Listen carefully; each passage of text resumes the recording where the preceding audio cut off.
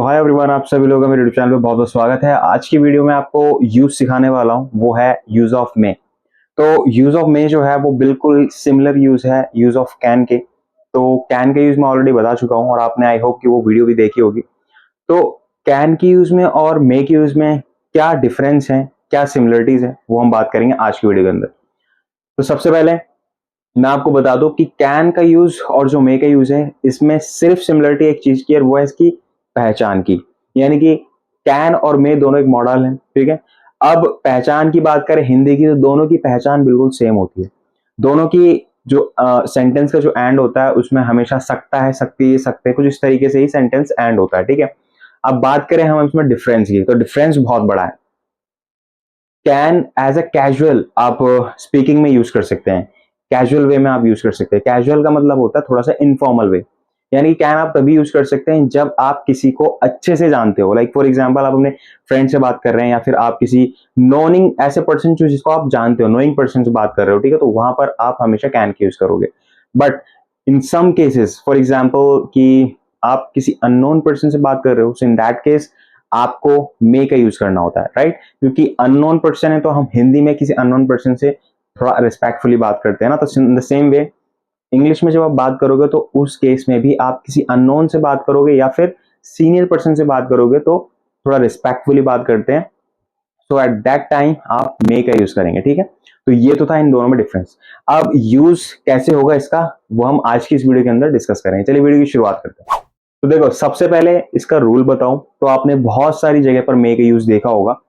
अब इसको हम बात करें सबसे पहले इसके रूल के अंदर, तो अफर्मेटिव का रूल है simply subject plus may plus first form of the verb plus object, ठीक है। ये तो था इसका रूल, सिंपल सा। अब एग्जाम्पल के लिए इसकी पहचान दो, ज्यादातर इस इन वाले सेंटेंसेस में होती क्या क्या चीजें, सीकिंग और गिविंग परमिशन। आप परमिशन मांग रहे होते या फिर परमिशन दे रहे होते हो किसी को, ये पहली चीज। दूसरा, पॉसिबिलिटी शो होता है, एबिलिटी शो होती है, बहुत सारी चीजें हैं जो इसके अंदर होती हैं। तो इन सब चीजों को ये सारी चीज शो करेंगी करेंगी इस टाइप के सेंटेंस के अंदर, मॉडल के अंदर, राइट। तो सबसे पहले मैं आपको बताता हूं, मैंने कुछ एग्जाम्पल्स लिए हैं, आएंगे कैसे ये देख लेते हैं। फर्स्ट है, आप यहां बैठ सकते हैं। तो अकॉर्डिंग टू रूल सब्जेक्ट लेना है, किसके बारे में बात कर रहा हूं, आपके लिए। तो आप यहां पर बैठ सकते हैं। यू में सिट हेयर, आप यहां बैठ सकते हो, ठीक है। अगर वह अपना काम कर लेता है तो वह पार्टी में जा सकता है। अगर वो अपना काम पूरा कर लेता है तो वह पार्टी में जा सकता है। तो कौन, वह जा सकता है। He may go to the party, he may go to the party if he complete या फिर फिनिशेस हिज वर्क, अगर वो अपना काम कंप्लीट कर लेता है, राइट। दोपहर के बाद बारिश हो सकती है, पॉसिबिलिटी, संभावना, दोपहर के बाद बारिश हो सकती है। So it may be raining, it may be raining after the noon, after the noon, दोपहर के बाद बारिश हो सकती है, ठीक है। नेक्स्ट, जवाब आपकी सोच से ज्यादा आसान हो सकता है। यानी कि जो आप आंसर सोच रहे हो ना, वो आपकी सोच से और भी ज्यादा आसान हो सकता है। सो द आंसर, क्योंकि जवाब की बात हो रही है, the answer may be easier than you think, जो आप सोच रहे हो उससे भी ज्यादा आसान हो सकता है, मे बी इजियर। और ठीक है, ऊपर वाला हमने कर ही लिया है, it may be raining after the noon. अच्छा, इसके बाद है फिफ्थ, आप ऑनलाइन परीक्षा दे सकते हो। सो कौन, आप, तो यू में अटेंड, यू में attend online examination,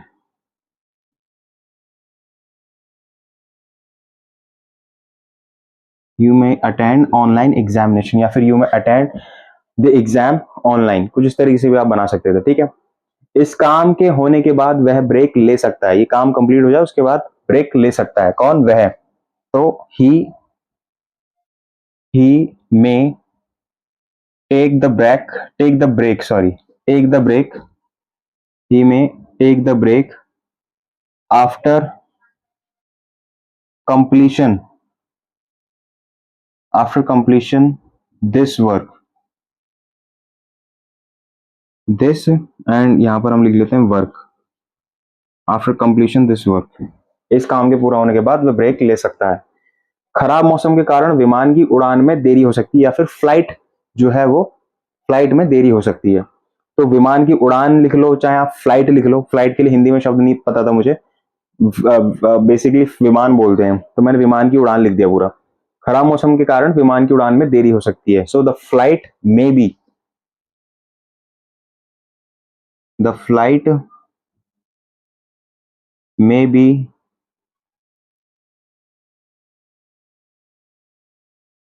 delay, may be delay due to weather. ठीक है, तो ये सारे के सारे हमने यहाँ पर यूज कर दिए, इनको बना दिया, इनको ट्रांसलेट कर दिया, इस तरीके से सेंटेंस इसके बनने थे। अब देखो यहाँ पर एक इंटरेस्टिंग चीज आती है, आप में से बहुत सारे स्टूडेंट ये सोच सकते होंगे कि सर आपने बताया कि यहाँ पर subject plus may plus first form of the verb plus object, तो आईएनजी वाईएनजी का तो सीन आपने कुछ बताया नहीं इसके अंदर, क्या आईएनजी वगैरह लगती है, लेकिन आपने थर्ड सेंटेंस के अंदर रेनिंग क्यों लगा दिया? तो देखो भाई सिंपल सी चीज है, कुछ ऐसे भी सेंटेंसेस होते हैं जिनके अंदर हम आईएनजी नहीं लगाते, आईएनजी सिर्फ और सिर्फ लगता है प्रेजेंट कॉन्टिन्यूस टाइम में, चाहे वो प्रेजेंट का हो, पास्ट, प्रेजेंट कॉन्टिन्यूस, प्रेजेंट, अब देखिए जैसे प्रेजेंट कॉन्टिन्यूस हो गया, पास्ट कॉन्टिन्यूस हो गया, फ्यूचर कॉन्टिन्यूस हो गया, स्पेशली कॉन्टिन्यूस में लगता है, बेसिकली कहना मैं ये चाहता था। तो तीनों केस में, प्रेजेंट पास्ट फ्यूचर में, कॉन्टिन्यूस में हमेशा आईएनजी लगता है, इसके अलावा कहीं नहीं लगता। अगर फिर भी आपको कहीं आईएनजी मिल जाता है ना, तो इसका मतलब वो एक स्पेशल टर्म है जिसे हम इंग्लिश में बोलते हैं जिरंड, GERUND। ये चीज आप आगे पढ़ेंगे, फिलहाल अभी फिलहाल अगर आपके दिमाग में ये क्वेश्चन आ रहा है कि भाई यहाँ पर आईएनजी था नहीं, क्यों ऐड किया गया, तो एक जिरंड है, इसको मैं आगे बताऊंगा लेटर की क्लासेस में, ठीक है, तब आपको और अच्छे से क्लियर होगा। फिलहाल आपको समझ में आया कि मे आपको कहाँ यूज करना है, एंड बहुत ही ज्यादा फॉर्मल वे है, फॉर्मल तरीका है।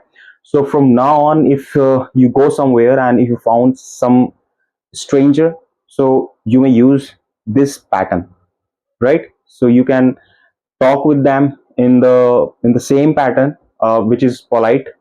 तो इस पैटर्न को यूज करके आप उनके सामने अपनी बात रख सकते हैं। अब हम इसके बाद बात करेंगे negative, interrogative and double family. इसके बाद चलते हैं हम नेगेटिव और इंटरोगेटिव का भी देखते हैं कि नेगेटिव और इंटरोगेटिव इसके अंदर कैसे बनते हैं। तो सबसे पहले हम नेगेटिव का रूल जान लेते हैं, बहुत ही सिंपल है, जो कि ये रहा, subject plus may plus not plus first form of the verb plus object और लास्ट में फुल स्टॉप। तो इसके अंदर फर्स्ट बनता है, आप यहाँ गाड़ी पार्क नहीं कर सकते हो, तो ये आप एक तरह से कहते हैं कि किसी को आप अलाउ नहीं कर रहे, आप परमिशन नहीं दे रहे, ठीक है। तो आप यहाँ पर गाड़ी पार्क नहीं कर सकते हैं, तो you may not park, you may not park your car here, ठीक है, आपने उसे मना किया। परीक्षा कक्ष में आप मोबाइल नहीं ले जा सकते हो, ठीक है। सो कौन आप नहीं ले जा सकते हो, you may not, you may not allow, you may not allow the mobile phone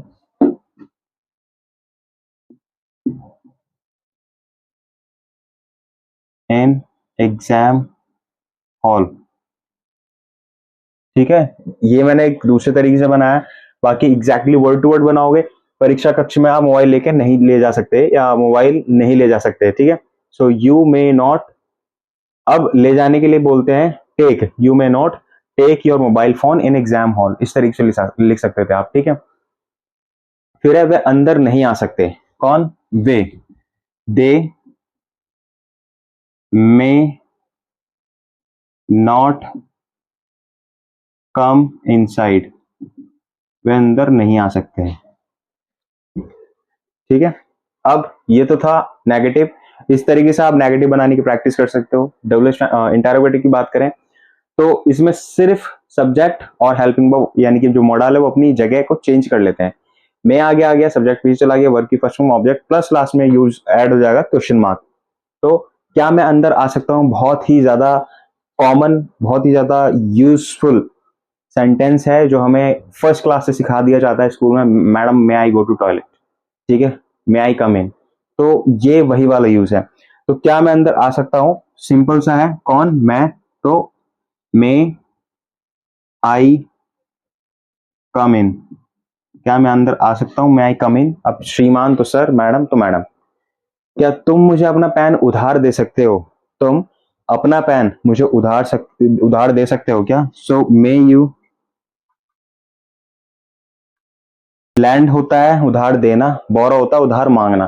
तो क्या तुम मुझे अपना पेन उधार दे सकते हो? तुम दे सकते हो, तो may you lend me your pen.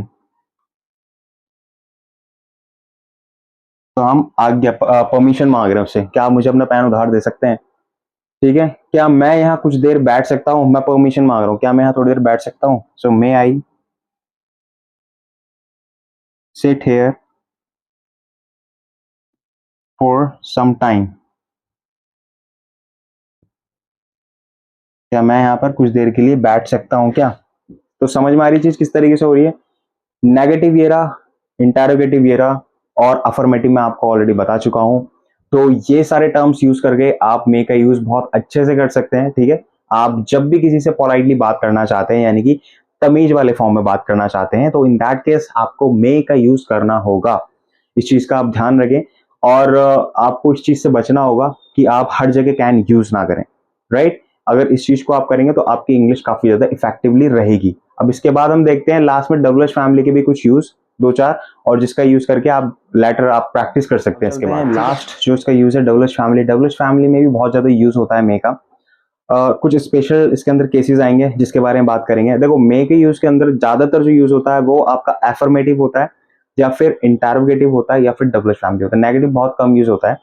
तो अब डब्ल्यूएच फैमिली के अंदर मैं आपको कुछ एग्जांपल्स दे रहा हूँ, और इसके अंदर एक स्पेशल टर्म भी आएगा जिसको हम बोलते हैं विशिंग वगैरह। जब हम किसी को विश करते हैं तो इन दैट केस हम मे का यूज करके करते हैं। जैसे आप कभी किसी को प्रेजेंट वगैरह देते हैं अपने फ्रेंड को, ठीक है, तो आप वहां पे उसमें ब्लेसिंग लिखते हैं, विशेष लिखते हैं, तो वो सारी की सारी मे का यूज करके लिखी जाती है। ठीक है। तो सबसे पहले डब्ल्यूएच फैमिली वर्ड जो हमने यहाँ पे लिखा है, इसका type WH family word plus may plus subject plus verb की first form plus object plus question mark. पहला सेंटेंस देखते हैं। पहला सेंटेंस बोल रहा है, आप इतनी जल्दी सुबह कैसे उठ सकते हो? कोई कोई एल्डर पर्सन, उससे हम बोला आप इतनी जल्दी सुबह कैसे उठ सकते हो? तो कैसे की इंग्लिश होगी? How. How may how may you get up. How may you get up so early in the morning.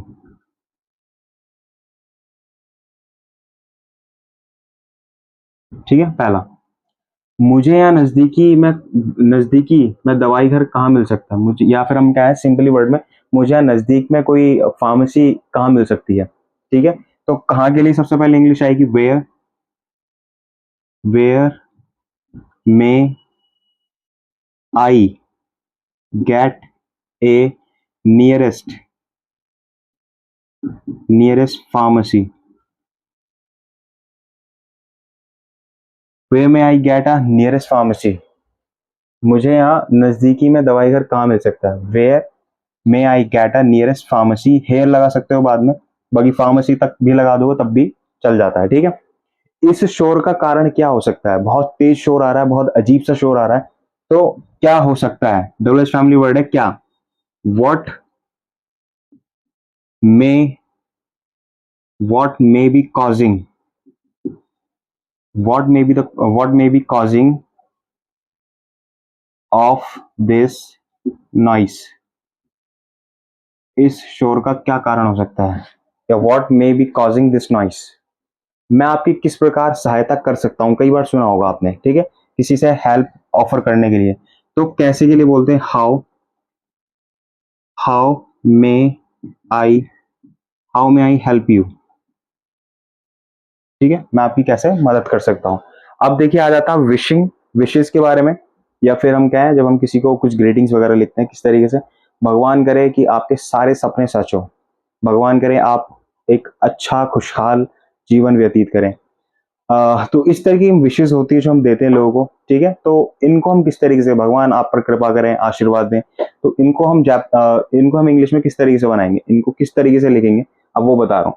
भगवान करे कि आपके सारे सपने सच हो। तो may may your all dreams come true. अब इसमें डबल एच फैमिली तो नहीं है, ये नॉर्मल केसेस होते हैं जिसके अंदर हम, इसको मैंने नीचे ऐड किया है, ये कोई डबल एच फैमिली इसके अंदर कोई सा भी नहीं है। ये 3 सेंटेंस 5 6 7 ये स्पेशल है, इसलिए मैंने लास्ट में इसको ऐड कर दिया डबल एच फैमिली के अंदर। इसका मेन पर्पस होता है बेसिकली कि इसमें हम क्या कर रहे हैं, किसी को ग्रीटिंग्स जब लिखते हैं या फिर किसी को विश करते हैं, तो ये उस केस में मे का यूज करके सेंटेंस बनाए जाते हैं। ये कुछ स्पेशल है, इसलिए ध्यान रखें, ये डबल एच फैमिली के अंदर नहीं, क्योंकि इसके अंदर कोई भी डबल एच फैमिली वाला वर्ड नहीं है। जो क्वेश्चन पूछता ऐसा जैसे पढ़ के लगे कि इससे क्वेश्चन पूछा जा रहा, तो ऐसा कोई शब्द है नहीं। मे और ऑल ड्रीम्स कम ट्रू, आपके सारे सपने सच हो या पूरे हो। इसके बाद आपका जीवन लंबा और सुखमय हो, तो क्या बोलेंगे हम, may you have long and happy life. आज के बाद जब आप किसी को विशेष लिखोगे तो आप वो विशेष तरीके से लिख सकते हो, बाकी पता होगा कि आप क्यों लिख रहे हो। ठीक है, भगवान आपको आशीर्वाद दे या आप पर कृपा करे। So may God bless you, may God bless you. समझ में आया? तो कुछ इस तरीके से मे का यूज जो होता है वो हम करते हैं। सो आई होप कि आज की जो वीडियो है इसके अंदर मैंने आपको जो मे का यूज बताया वो आपको बहुत अच्छे समझ में आया होगा। अब आप प्रैक्टिस करें अपने रजिस्टर में, अपनी कॉपी में, नोटबुक में, कहीं पर भी जाएं और लिखें, लिख लिख कर प्रैक्टिस करें।